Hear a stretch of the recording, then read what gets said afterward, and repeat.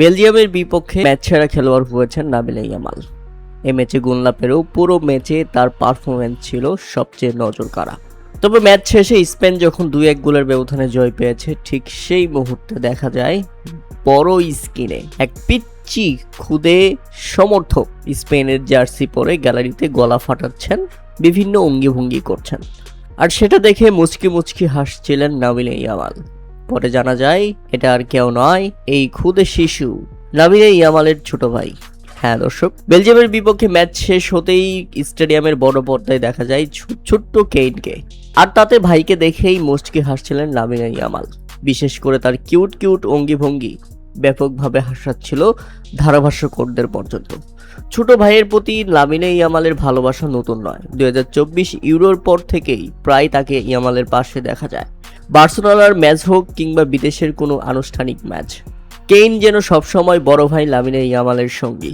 Kane আর লামিনের সম্পর্কটা অসাধারণ। কেইনকে নিজের ছেলের মতো ভালোবাসেন লামিন ইয়ামাল। মূলত পেশাদার ফুটবলে পা রাখার পর থেকেই এই ফুটবলারের অন্যতম অগ্রাধিকার ছিল পরিবারের সবটুকু চাহিদা পূরণ করা। এজন্যই ছোট্ট ভাইকে কেন সবসময় নিজের জীবনের এত গুরুত্বপূর্ণ জায়গা মনে করেন লামিন ইয়ামাল। যদিও 2022 সালের সেপ্টেম্বরে জন্ম নেওয়া কেইন তার সৎ ভাই, তাদের মা একই কিন্তু বাবা আলাদা, কিন্তু তাতে কি বা যায় আসে, ভাই তো ভাই। কেন ইয়ামালের সৎ ভাই হলেও তাদের সম্পর্ক দেখে বোঝার উপায় নেই কেন ইয়ামালের সৎ ভাই। ভালোবাসার সম্পর্কের মধ্যে সৎ বলতে আসলে কিছু নেই।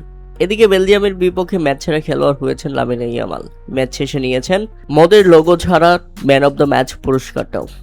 একজন মুসলিম ফুটবলার হিসেবে এর থেকে ভালো অর্জন আর কি হতে পারে।